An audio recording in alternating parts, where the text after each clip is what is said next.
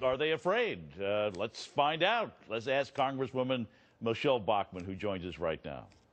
Congresswoman, here we are with the new 2-week extension of the continuing resolution, and that's all we got out of this thing. And I noticed, I was looking at the list, there was over, I think, 110 Democrats that said, yeah, we're going with the Republicans on this 2-week extension. And there were only 6 Republicans that said no. You were one of the no. Why did you say no to the 2-week extension? Because the 2-week extension didn't include a critical feature, which is the defunding of Obamacare. If there's anything people have said across the country, it's repeal Obamacare, which is not going to happen as long as Barack Obama is president. And number 2, in the alternative, defund it. Well, we just found out shocking news that a lot of members of Congress don't even yet realize. When Speaker Pelosi put the Obamacare bill on the floor of the House, she snuck in $105 billion in spending. $105 billion. Many members of Congress don't even know when they voted for Obamacare. Simultaneously, they were also voting for $105 billion in funding. So what we need to do is not only have language that defunds from the current CR, we need to go back and defund that $105 billion because it's a done deal.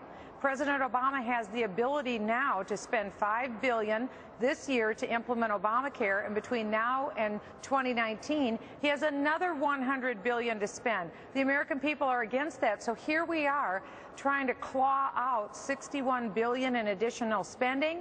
And most members of Congress don't even realize they voted for $105 billion worth of spending. That shows why we have to read these bills before we vote on them. That would help. And I have read through that. And I went through all the whole pieces, but I wasn't aware of that number. So that's news to me, too. It's brand new. It is brand new, and it's called advance forward spending, which means the spending was approved, the appropriation was approved at $105 billion between now and 2019. It's an egregious amount of money. It would run the state of Minnesota for over 3 years' time. And what's outrageous, Nancy Pelosi, metaphorically speaking, should have her head on a platter for her own members that voted for this bill, because not only did they vote to implement the government takeover of health care, but they voted to fund it up until 2019. So Speaker Pelosi's words were more true than what anyone thought. We have to pass the bill, know what's in it. This is a fraud. This is malpractice, legislative malpractice, and I think that this is an outrage. So it is. I agree with you. I'm very disturbed to hear the news that you're giving us, but it's shocking. If it's so outrageous, why are there only 6 Republicans who said no? Is it because of the fact that John Boehner's the speaker and he's kind of running this resolution or this piece of legislation? But to be fair to leadership, I don't even know if all of leadership even has this information yet. They may or they may not. I don't know. But I think that they had already put into motion the 2-week CR. I think they felt that they didn't have time to change it up and put this defunding of Obamacare in. But my opinion is, with the next CR that's going forward, Tom, the one that we'll have to take, because as you know, government runs out of money on March 18th, with the next CR that goes forward, this needs to be the line in the sand.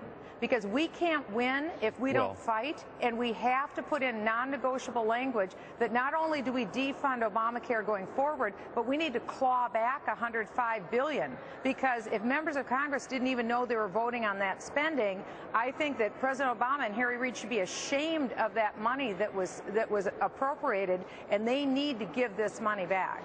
The reason I wanted to talk to you was much smaller numbers than this. Now this just adds to the pile, but I'm going to remember the promise, and this is the promise for so many Republicans to get elected and consequently get control back of the House of Representatives, was that we were going to cut spending by $100 billion, and it then became $61 billion, and then it was going to be some smaller number until pressure from Tea Party people. So now we're talking about $4 billion for 2 weeks. And now you throw $105 billion on top of that. How are we ever going to get any real reduction in spending if they can't even get a $61 billion cut going? Well, we can get it done, and that's where our resolve needs to rise up. We're just lacking the political will right now. We need to get the political will, to go into the next continuing resolution with serious spending cuts, but a non-negotiable that needs to be connected to that is not only the current defunding of Obamacare, but clawing back that $105 billion. That's a non-negotiable. Because this was a fraud that was perpetrated on the American people, and we can't stand for this. We can't stand for it. All right. You say, though, that your fellow members have to get the will. And this is where we get into the problem, is that I perceive that a lot of the old guard, a lot of people have been there a long time, they have kind of came into Congress under the rules of bring home the bacon, bring home the bacon. This idea, and they thought that's how they got reelected, the idea of cutting spending, cutting programs, I think scares a lot of them that they won't be reelected. But I mean, I'll take you for a perfect example. You're a former prosecutor, you're a tax lawyer. So what if you get unelected? You still have a life out there. I mean, are they afraid that they don't have anything or can't do anything if they lose their seat in Congress?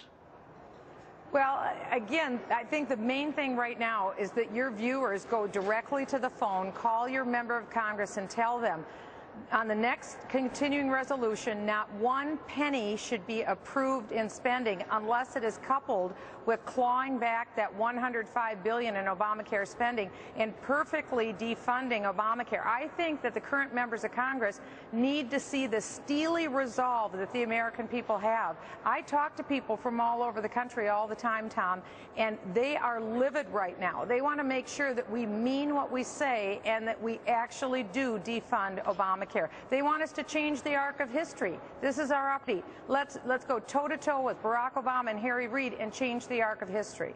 Yeah, I think you're right. I think people do need to let members know, because I think there's a number of your fellow members that are just nervous about this whole thing. And well, and also, to be fair to my fellow colleagues, again, very few members of Congress even know the information that I've just shared with you and your viewers, Tom. So we're holding a meeting next Tuesday at 5:30 here in the Capitol to educate our fellow members so that they know what happened and demand that in the next continuing resolution, language be included that is non-negotiable, that we claw back this $105 billion and defund Obamacare going forward. Quick math question. Is the 105 on top of the $61 billion that was in the bill a couple of weeks ago? Yes.